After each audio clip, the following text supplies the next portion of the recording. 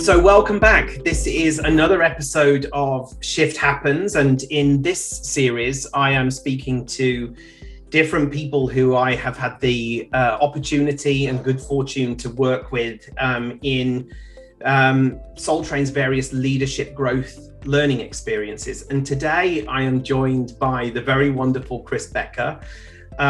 Chris, I wonder if you would mind introducing yourself. So who are you? What do you do? And how do you know Soul Trained? Hi, well, thanks for having me. My name is Chris Becker. I'm an account director for Just Global. We're an integrated marketing agency working across the globe.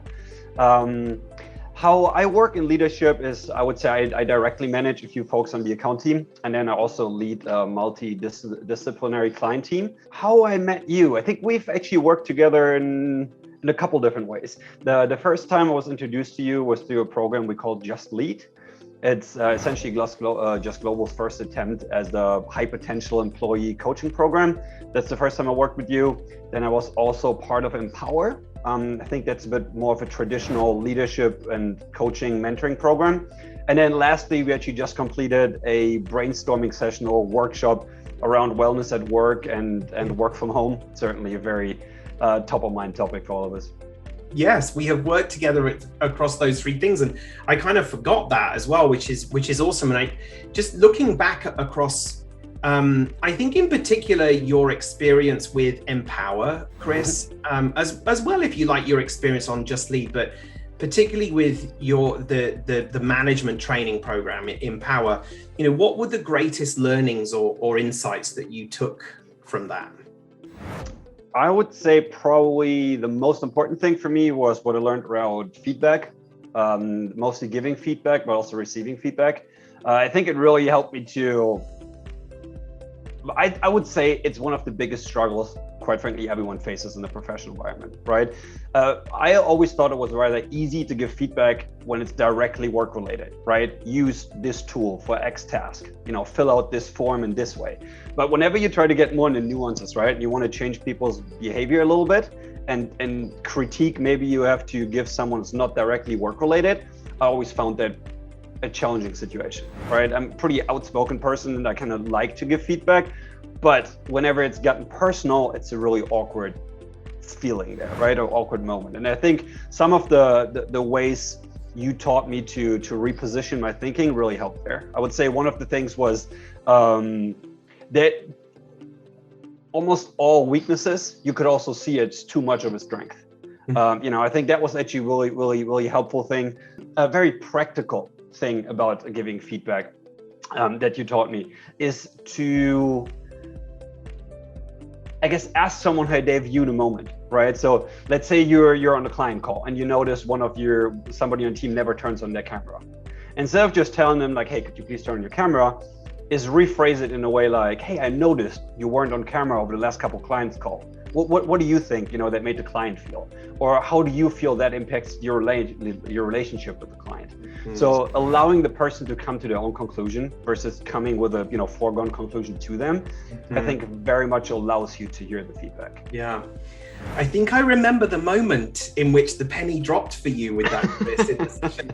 Because the two things that you're talking about there, you're talking about the theory of core capabilities, which really helps to examine what other people might refer to as a quote unquote weakness that is actually a strength that becomes over amplified. And when we can position feedback when we think as managers about feedback as not as weaknesses but strengths over amplified, it's a completely different conversation that you have with someone and much more palatable as well, right?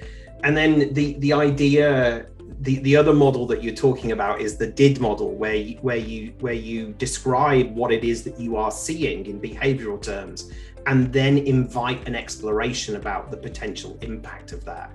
And the idea of asking questions in feedback rather than giving direction is just, I just love hearing that you've reflected that back at me. And so how have those things those learnings and those insights that you have taken away, how have they catalyzed the ways in which you show up now at work as a leader? I'd say in many ways. I think one of the first lessons I think I learned in leadership or managing is that it's a lot more difficult than you think in the beginning. Actually, I once, and full disclosure, it was not in a coaching with you, but it was my first, I think, management coaching experience ever, is where the coach asked us to all rank ourselves, our capabilities, just on a scale from 1 to 10, rank yourself, how good are you as a manager? And I remember I gave myself a 7.5. The coach collected all the numbers. He didn't tell us, what number you or what grade you gave yourself.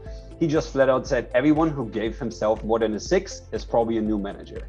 And that's very true. Like, you really don't know how difficult it is until you know, right? I just was in a position where the few folks that I was managing were pretty easy to manage. And I was a rock star manager. And then, you get someone who's a bit of a challenge in one way or the other. And all of a sudden you're confronted with your own helplessness. And you learn a lot how difficult leading is. So I think one of the most important things is also in the coaching with you is just getting in the room with some folks who have the same challenges, and you just talk through it, and learn from each other and learn you're not alone in it. And it's, coaching a team or mentoring a team, managing a team, it's a whole job in itself.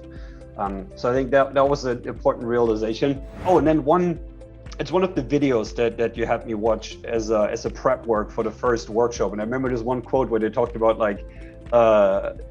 the gist was ranting at work should never be acceptable. I think the exact quote was, sure, ranting feels good, but so does crack. And we're not talking about doing crack at work either. It's, yes, it can help maybe in some moments. And at least, again, as long as you vent upward or, to peers, it's fine. But if you vent in a room full of people, you're just ruining motivation. Yeah, I mean, I think what I'm hearing you talk to, Chris, is the idea of sometimes it can feel really good as a manager it can feel really kind of team building, community building. We're all in this together when we, if we want to complain about something or just let loose about something.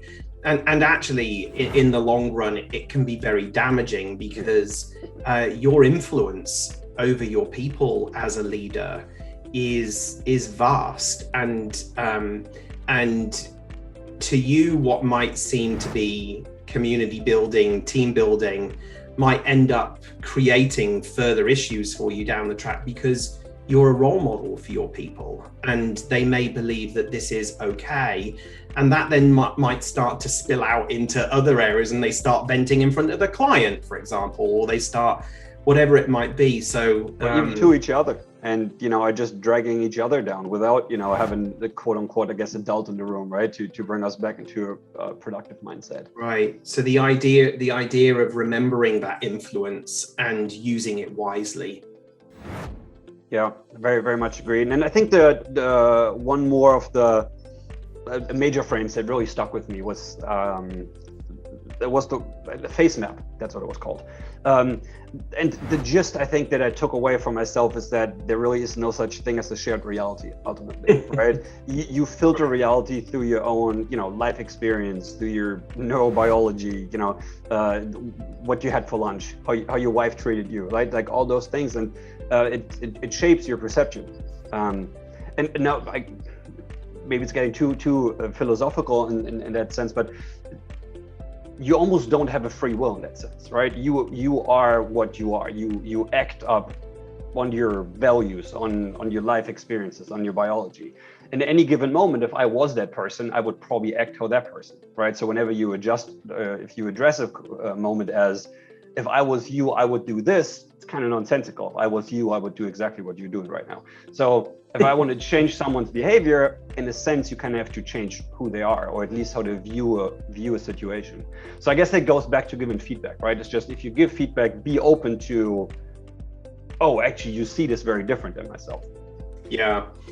The thing with the face map, Chris, is the bit where I think I would have a slightly different perspective than you around there is no free will. I think the idea that the face map, which is also known as the communication model, presents us with a process by which we go about creating and constructing our reality. Mm-hmm. And yes, that can be as a product of our neurological filters, whether they be our values, our beliefs, our decisions, our memories, all of that sort of stuff. And it is without awareness of those things, and it is without awareness of how we make those decisions, that probably feels like we are at the mercy of ourselves rather than in the driver's seats of ourselves. So this whole process of becoming increasingly self-aware of the how you are creating your experience and creating your reality means that you are more able, therefore, to work with other people who are also doing the same thing, constructing and creating their own reality, and being able to have that empathy and being able to kind of go to their bus stop, rather than trying to like bring them over to your way of looking at things. It's like, how do I work with somebody else's model of reality rather than imposing my own? Yeah, makes sense. I agree. I think the takeaway there is, you by coaching people, by giving them new experiences and new ways of looking at things, you can very much shape their behavior and their outlook. Beautiful.